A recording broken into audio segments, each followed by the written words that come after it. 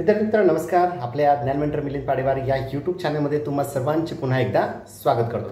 मित्रांनो, व्हिडिओ फार महत्त्वाचा आहे कारण व्हिडिओ आहे डॉक्टर बाबासाहेब आंबेडकर मराठवाडा विद्यापीठ छत्रपती संभाजीनगरच्या PhD एंट्रन्स टेस्ट 2024 संदर्भातला.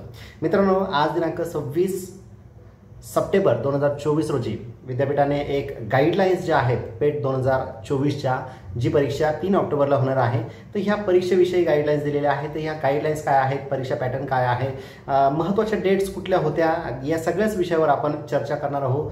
याच्या आधी एक व्हिडिओ मी पब्लिश केला होता आणि ज्याच्यामध्ये मी परीक्षेचा पॅटर्न सांगितला होता. आता परीक्षेचा पॅटर्न काय आहे तर हे त्यांच्या नोटिफिकेशनमध्ये दिलेलं होतं. त्याच्यानंतर न्यूजपेपरला काही बातम्या आल्या की परीक्षा पॅटर्नमध्ये बदल झालेला आहे, फक्त 50च प्रश्नांची आणि 50च मार्कांची परीक्षा होणार आहे. तर ह्या बेसवर मी व्हिडिओ तयार केला होता, व्हिडिओ अपलोडसुद्धा केला होता. परंतु विद्यापीठातील एक वरिष्ठ अधिकारी आहे, त्यांनी तो व्हिडिओ बघितला आणि त्याच्यामध्ये त्यांनी करेक्शन सांगितलं की न्यूजपेपरमध्ये जी इन्फॉर्मेशन आलेली आहे ती रॉंग आहे, त्याच्यामुळे व्हिडिओ स्टॉप करा किंवा करेक्शन करा. तर मी तो व्हिडिओ त्या यूट्यूबवरून काढून घेतला, त्याला प्रायव्हेट केलं आणि जे करेक्शन आहे तर ते करेक्शन आता मी तुम्हाला देत आहे. तर बघा, 1 जुलै 2024 पासून आपण ऑनलाईन पद्धतीने ॲप्लिकेशन फॉर्म भरत होतो. 20 जुलैपर्यंत आपण ॲप्लिकेशन फॉर्म भरत होतो, परंतु विद्यापीठाने डेट एक्सटेंड केली आणि 31 जुलैपर्यंत आपण ऑनलाईन पद्धतीने फॉर्म भरत होतो. त्याच्यानंतर पुन्हा विद्यापीठाने डेट एक्सटेंड करून 15 ऑगस्ट 2024 पर्यंत आपण ऑनलाईन पद्धतीने ॲप्लिकेशन केले. त्याच्यानंतर 20 ऑगस्ट ते 31 ऑगस्ट 2024च्या दरम्यान डॉक्युमेंट तुम्ही सबमिशन केलं होतं.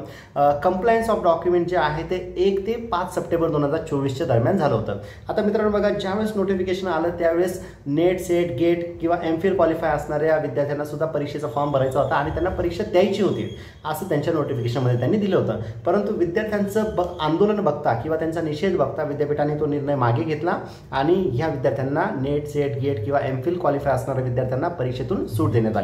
आता बघा, 10 सप्टेंबर 2024 रोजी एक प्रोव्हिजनल लिस्ट त्यांनी पब्लिश केली आणि त्या लिस्टमध्ये विद्यार्थ्यांची नावं आणि त्यांच्या नावासमोर काय कंप्लायन्स आहे तर हे कंप्लायन्स त्यांनी सांगितले आणि 12 सप्टेंबर 2024 पर्यंत संध्याकाळी 5:30 पर्यंत ते कंप्लायन्स कंप्लीट करण्यासाठी त्यांनी सांगितलं.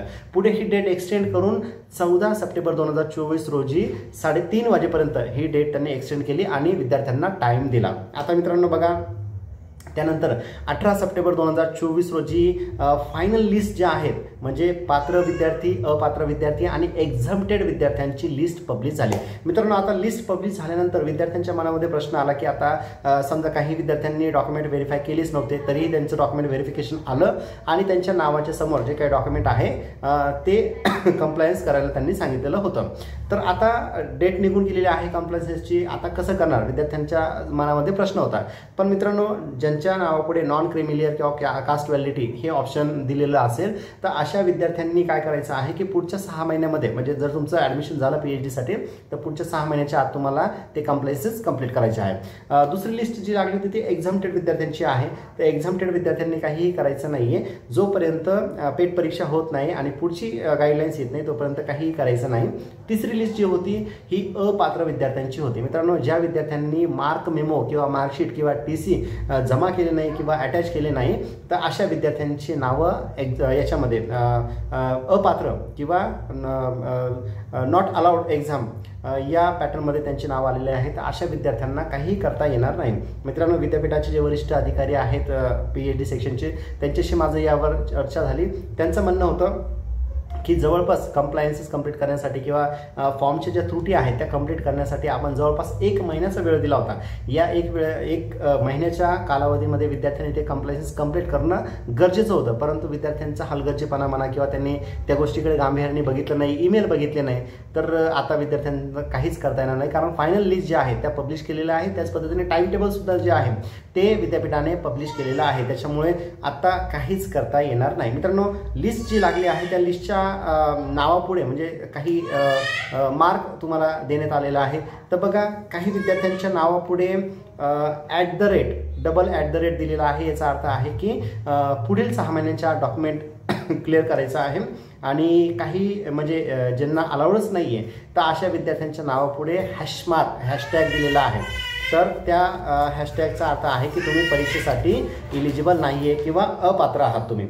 आता पुढे बघा, प्रोव्हिजनल जी लिस्ट दिलेली आहे त्या लिस्टनुसार फायनल लिस्टसुद्धा त्यांनी प्रिपेअर केलेली आहे आणि त्यानुसारच आता परीक्षा होणार आहे. मित्रांनो 21 सप्टेंबर 2024 रोजी म्हणजे 18 सप्टेंबर 2024 रोजीच ही लिस्ट लागणार होती, परंतु त्यांनी फायनल लिस्ट जी आहे ती 21 सप्टेंबर 2024 रोजी पब्लिश केली. आता 21 सप्टेंबर 2024 रोजी स्क्रुटिनी कमिटीची पूर्ण स्क्रुटिनी झालेली आहे. सगळे ॲप्लिकेशन हे तपासणी झालेले आहे. त्या ॲप्लिकेशननुसार जवळपास 11,448 विद्यार्थी हे पात्र आहेत. त्याच्यापैकी 1,998 विद्यार्थी हे परीक्षेतून एक्झाम्प्टेड आहे आणि 679 विद्यार्थी अपात्र ठरलेले आहेत. त्यांचं मार्क्स मेमो किंवा मार्कशीट अपलोड नाही किंवा सेकंड इयरला अपेअर आहेत परंतु त्यांचं डॉक्युमेंट नाही आहे मार्क्स मेमो, त्याच्यामुळे ते परीक्षेमध्ये पात्र नाही आहेत असं विद्यापीठाने सांगितलेलं आहे.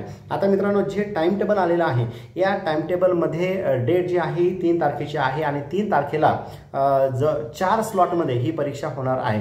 तर 4 स्लॉटमध्ये सकाळी 10 ते 11, 12 ते 1 हा एक पहिला स्लॉट, त्याच्यानंतर दुपार सत्र जे आहे त्याच्यामध्ये 2 ते 3 आणि 5 ते 6 तर असं हे 4 स्लॉटमध्ये पेपर घेतला जाणार आहे. मित्रांनो लक्षात घ्या पेपर हा 100 मार्काचा आहे आणि 50 क्वेश्चन म्हणजे एका क्वेश्चनला 2 मार्क यांनी दिलेले आहे. मित्रांनो न्यूजपेपरमध्ये ज्या न्यूज फिरत आहे ह्या खोट्या आहेत, रॉंग आहेत, फेक आहेत, तर त्याच्यावर लक्ष देऊ नका. प्रश्न 50 आहेत मात्र मार्क जे आहे ते 100 मार्क असणार आहे आणि 1 तासाचा कालावधी तुम्हाला देण्यात आलेला आहे. आता बघा एक्झाम सेंटर जे आहे ते एक्झाम सेंटर कुठले आहे तेही नोट डाऊन करून घ्या. तर औरंगाबाद किंवा छत्रपती संभाजीनगरमध्ये देवगिरी कॉलेज आहे, विवेकानंद कॉलेज आहे, त्याच्यानंतर मिलिंद कॉलेज आहे, SBES कॉलेज आहे सायन्सचं आणि SBES कॉलेज आहे आर्ट्स अँड कॉमर्सचं. हे झालं छत्रपती संभाजीनगरमध्ये. आता JES जे कॉलेज आहे ते आहे जालन्यामध्ये. तर जालन्याचं JES कॉलेज, त्याच्यानंतर अंकुशराव टोपे कॉलेज आहे आणि बीड जे आहे बीडमध्ये बालभीम कॉलेज, KSK कॉलेज, त्याच्यानंतर धाराशिवमध्ये आहे डॉक्टर बाबासाहेब आंबेडकर सब कॅम्पस आणि RP कॉलेज. तर एवढ्या सेंटरवर ही परीक्षा असणार आहे.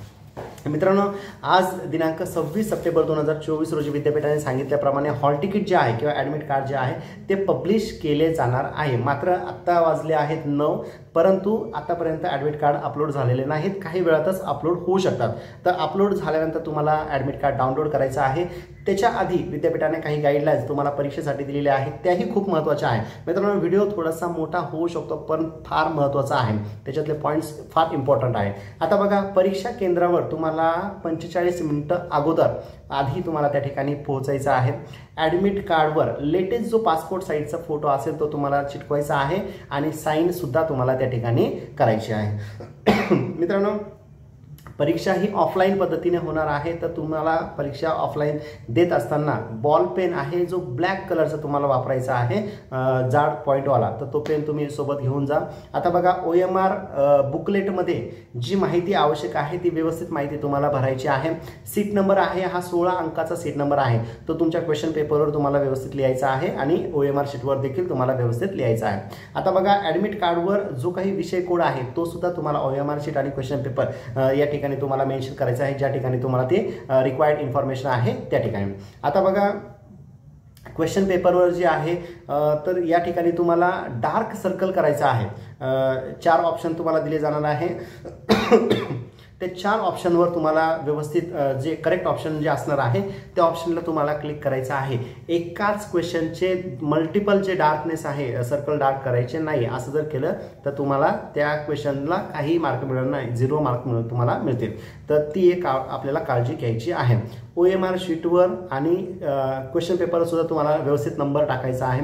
उत्तर निवडताना मल्टिपल जे आहे ABCD 4 ऑप्शन तुम्हाला दिले जातील तर त्याच्यापैकी एकच ऑप्शन तुम्हाला चूज करायचा आहे, मल्टिपल चूज करायचं नाही. आता बघा परीक्षेसाठी कालावधी जो आहे टाइम जो आहे हा 1 तास असणार आहे म्हणजे 60 मिनिटाचा कालावधी असणार आहे. याच्यामध्ये निगेटिव्ह मार्किंग सिस्टीम कुठेही नाही आहे. 50 MCQ तुम्हाला विचारले जाणार आहे. प्रत्येकाला 2 मार्क आहे म्हणजे 100 गुणांचा हा पेपर असणार आहे.